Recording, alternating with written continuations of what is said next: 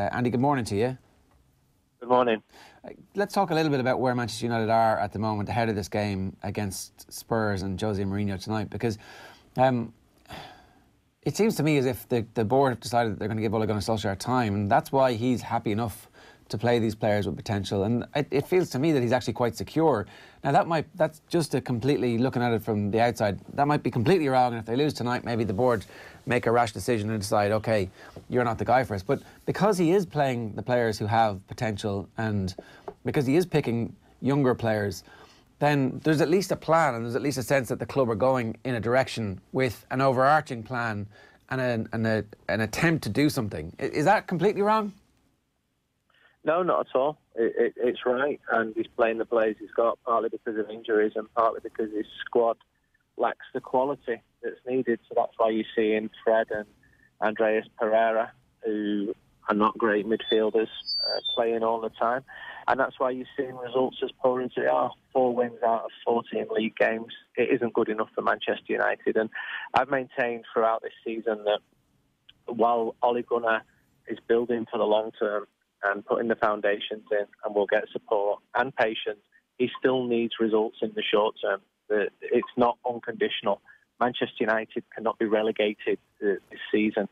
If you're playing Aston Villa at home, a team with the worst away record in the league, it's not unreasonable to expect Manchester United to win. And it's quite delicate, and the results set the mood. If the team are winning, then the fans are happy to be patient, and yet at the same time, no fan expects a title challenge. I think fans probably expecting 6th or 7th this season. But even to finish 6th or 7th, you need to be putting good runs together. You need to be getting a string of results. And, you know, if we would have spoken a week ago, I would have been far more optimistic than now. The defeat in Astana, you can't hold that too much against the young players. But 3 times in a week, Manchester United were in a winning position and they failed to win the game. And it's becoming a hallmark of the team. At the start of the season, after 4 games, the coaches were of the opinion that they'd been unlucky, that they should have 9 or 12 points, and maybe they had a point. But we're 14 games in now, and it's the same old. That 4 wins from 14 in the league is a horrendous statistic. They've done far better in the Cup. They've done well to qualify for the Europa League. They've done well in the League Cup. That away win at Chelsea was fantastic. But that has to be minimum requirements. And Tottenham at home tonight, the stage is set for Jose Mourinho to come and try and get his revenge. And that will, if Tottenham win, that will whack the mood again. And then you go into the Manchester derby. That said, some of United's best performances have been against the best teams this season. They're the only team to take points off Liverpool. They've beaten Leicester. They've beaten Chelsea. It's against some of the weaker teams that Manchester United are struggling. It's interesting, Andy, because it's totally right in saying that the personnel isn't there to launch a title challenge. Perhaps the personnel isn't there with the best manager of all time to even kind of get into the top 3, perhaps this year, the way the points have gone already. But what Manchester United perhaps can change over the next couple of months is behind the scenes when it comes to staff, when it comes to boardroom. Is there any suggestion at all that Solskjaer might mix up his coaching team, or Woodward might mix up his coaching team for him, or anything like that? No, but they're not gonna make something like that. They're not even gonna leak it. I mean, I wrote yesterday that the coaching staff, Kieran McKenna, Michael Carrick, they're good at the job. They're respected, but they're almost too nice. What they need, and I say this having spoken to a lot of people who know what's going on, is maybe someone who's a bit harder on them. Someone like Carlos Queiroz, who wasn't liked by the players, but he was respected by the players. He was a hard man. He called them all by the second name. Giggs, come here. Neville, don't do that. And they thought, who on earth is this guy to say this to us? But actually, he was getting a winning machine together. They wanted to prove him wrong. They felt slighted by him, and that helped them. There's a criticism of the coaching staff. It's that they're lacking that. And I get reports every day. It's my job to do that. Fred's training really well. And he's not had a bad month, Fred, but is he a Roy Keane class midfielder? No, not at all. The team is lacking in midfield, and that's why they're getting a run in matches. That's why the defence is being exposed. That's why they've started to concede goals, and then affects the confidence That said, there's very good young players. I like what Ole Gunnar's doing. I like Ole Gunnar. I had a big chat with him off the record a couple of weeks ago, more as a fan than a journalist, and I came away from that encouraged. But I think he needs time. I think he needs 3, 4, 5 transfer windows, and I wonder whether there's the patience for that in the current climate when United is geared towards Champions League football, and it don't look like getting Champions League football this season unless you can win the Europa League. I'm more doubtful of that than I was in 2017. Jose Mourinho, he pulled off a tactical masterstroke. How he went to that Europa League, he planned it meticulously, and especially in the final against that young Ajax team, he really did a number on them, and that got them in the league next year. United can't be missing out on the Champions League season after season. Andy, do you mind me asking you? I'm always interested. Obviously, you're near the coalface there than I am. The Paul Pogba situation. You know, you're talking about the midfield there. That there's the talent, which I'd agree with you. But there's one player who can kind of elevate Manchester United to a different level, particularly in that central midfield area. It's Paul Pogba with his qualities and his kind of personality. What's your gut feeling in terms of his future going forward? It seems as if it's coming to a natural conclusion now. Either they're going to build a team around him going forward for the next kind of 3 or 4 years, or they need to make a decision and get him out the door in the summer. What's your gut feeling in terms of how it's going to go? Well, he wants to leave, and the club don't want to sell him. And I think there are a lack of suitors willing to pay the sort of money that if United did sell him, they would want. And Paul himself, when he's owned, is not a bad influence. He's professional, he's polite. The feeling at Manchester United is that the people advising him are a negative influence, and that's never really changed. Sir Alex Ferguson held that opinion in 2012, which led him going to Juventus. As you say, he's very talented. He is being missed at the moment, as is Scott McTominay. But do you build a team around someone who wants to leave? It's a really difficult conundrum. And then who do you replace him with? There's not a lot of Pogba-class midfielders who are ready, waiting to come to Manchester United, a pretty average team who are struggling to get a win at the moment. Yeah, so, but Andy, I don't understand this. I don't understand. You've mentioned there his heart's not in. He doesn't want to be there. He wants to move, but the club won't sell him unless they get the price. But that makes no sense to me whatsoever. Someone with his kind of personality, his presence in the dressing room, you can't have somebody such an integral figure in the dressing room whose heart isn't with the football club. You know, he doesn't want to be there in the short to medium term. So I understand they probably want a ridiculous figure, but for me, bigger picture is they've got to make a statement. They've got to get him out the door in the summer, get the best fee that they can, and start to build again. I mean, otherwise it's just it's ridiculous. I agree with that, and then that's the way that football's traditionally been done. And I've no doubt that Sir Alex Ferguson would have got rid of Paul Pogba, but the team isn't as strong as it was when Pogba was there. They've been through this a couple of times before. They've known he's wanted to leave for a couple of years now, and that hasn't stopped him playing well when he's played. He is professional. He's not going on strike. He's not going out to discos and drinking all the time. When he plays, he does well. But it's not just Pogba who wants to leave. You've got feeding into that Anthony Martial, who's influenced by Paul Pogba. Again, he's someone who also wanted to leave. The club refused to sell him. He has played good games since then. So it is far from an ideal situation, and I cannot pretend otherwise.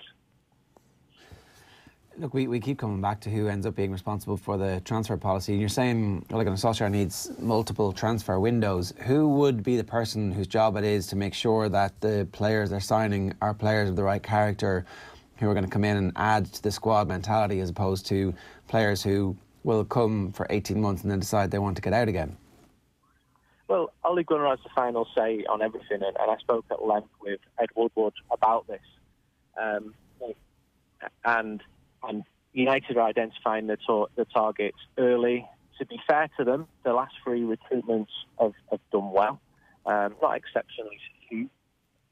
And Harry Maguire, Aaron Wan-Bissaka and Dan James, they've looked positive signings, and they're planning on who they're going to sign next year. Woodward told me that it's going to be difficult to bring players in January. That baffles fans because they see other clubs bringing players in January. But look at United's recent record in the transfer window in January. Alexis Sanchez was a disaster. Juan Mata was signed in similar circumstances when United were desperate under David Moyes. He's been a decent signing, no better than that. And if they feel they can bring the 3 players they're looking at for next summer, suddenly you've got 3 more stronger players. The money's there to buy players, absolutely. And the club hope that the young lads will continue to progress, that Joanderby will get better. Brandon Williams certainly looks encouraging. Mason Greenwood is encouraging, but he's only 17. This is Manchester United, and they are looking at players. They're identifying the players. They just think it's going to be difficult to bring them in January. Last question for you. What's going to happen tonight when Jose Mourinho rocks into town and knows exactly how to beat this Manchester United team? He'll get a decent reception unless he plays a pantomime villain. He's been back to Old Trafford since. The fans have sung his name. He would love revenge. Served sweet, served cold tonight. And if Tottenham are as good as they were at Old Trafford last year when they won 3-0, although United didn't play that badly in that game, it's going to be a pretty awful night at Old Trafford. I think that tactically, Mourinho's probably superior to Solskjaer.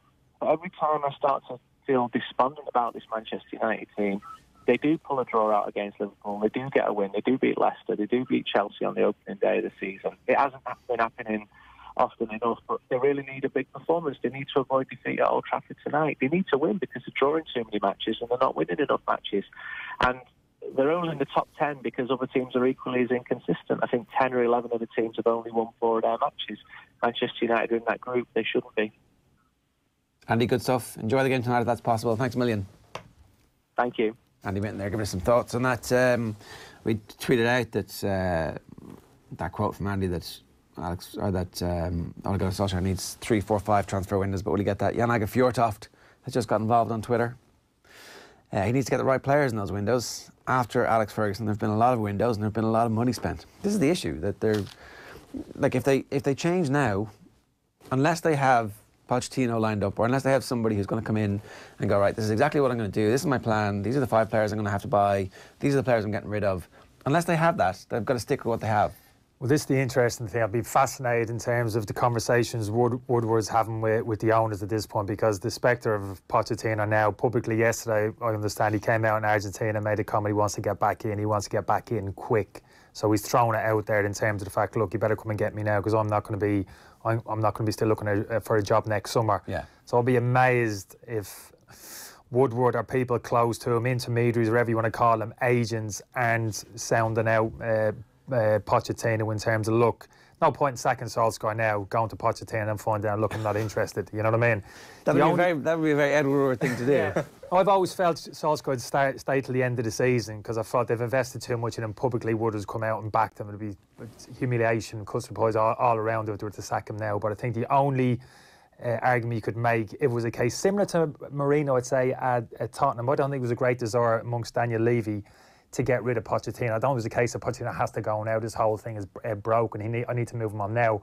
But I think it was the fact that Mourinho was available and he knew in all probability he wouldn't be available for too much longer, that he felt, I'll make the decision now. I don't want to get rid of him now, but Mourinho's my man. I want him. I need to go and get him now. So he made that tough call. And I see certain similarities in terms of Pochettino now and potentially Manchester United. I'm not too sure whether Woodward's got the kahunas that Daniel Levy has to make that decision now, though. I still think Solskjaer will be in the job at the end of the season, but whether Pochettino will still be available then, I'm not too sure. It's interesting the point he makes about needing a Carlos Queiroz type character, a bad cop almost. I think they had a bad cop as their manager there for a little while and things didn't go down too well with a lot of the players. You can't have the bad cop be in charge. I'm not too sure of that one, to be honest with you. Queiroz probably has a very good reputation as a coach, but I don't look at Manchester in terms of the tactical setup and think, oh, he's all over the place, they don't know what they're doing. What the hell, which way are they playing? I think he's had some success. Exactly. You've made the point. For me, it's just in terms of the talent, the qualities which they have in certain areas of the pitch, it just isn't there. I don't quite buy into the kind of 3, 4, 5. I mean, many years of that, 5 transfer winners, that's like 2, 3 years, isn't it? It's not for me. For me, it's like 3 or 4 top quality players. And you can actually do that in one transfer window. If they're tagging those players, they could bring in those 3, 4 players, 2 top class central midfield players, potentially a centre forward as well. If you don't feel as if Martial and Rashford are the answer you can going finance forward. that by selling Pogba and Martial. Yeah, and Pogba's key again for me. I wouldn't quite agree with, in terms of saying about Pogba when he plays, he's top man. I watched Pogba early in the season, third gear. He was in third gear. He wasn't a happy man. He hadn't down tools. but he wasn't playing at the level that he needed to. And if his attitude around the place, spoken about the effect that has on other players, I mean, that's even worse. If you're saying the way he carries himself in the dressing room actually has a direct impact on the younger players, the likes of Martial and others, for me, that's even a stronger argument. Yeah. Is sitting Pogba down and say, look, are you totally committed to this project? I'm prepared to build this team around you. It's going to take maybe 2 to 3 years to get it back to the level in terms of league titles. Are you prepared to invest in it? Do you buy into it? Are you going to be part of that? The answer is no. You get him out. You get the best fee you can get. You get a reasonable fee. You're not going to give Pogba away for 25 million. No. You're going to get 80 to 100 million for Paul Pogba. Take it, suck it up and reinvest it. Yeah. And there's loads of players out there, like... Well, Christian Eriksen is the name that obviously comes to mind, given the headlines that we've seen this week. No, he's not the player. Manchester United need top-class central midfield. I'd thrown... and he said there's no players out there like Sal Niguez, I think. Remember, Marino Manchester United was linked to him. He's one of the best around for me. He's centre midfield, all type. Holds midfield, he can get forward, physical player, left footer. Lovely player. There's plenty of them out there. Not easy to get. You understand that United's position. Maybe you won't be able to guarantee Champions League football. Have to play premium wages, yakety yak. We understand all that. But they're out there. Just go and get them. Yeah, exactly.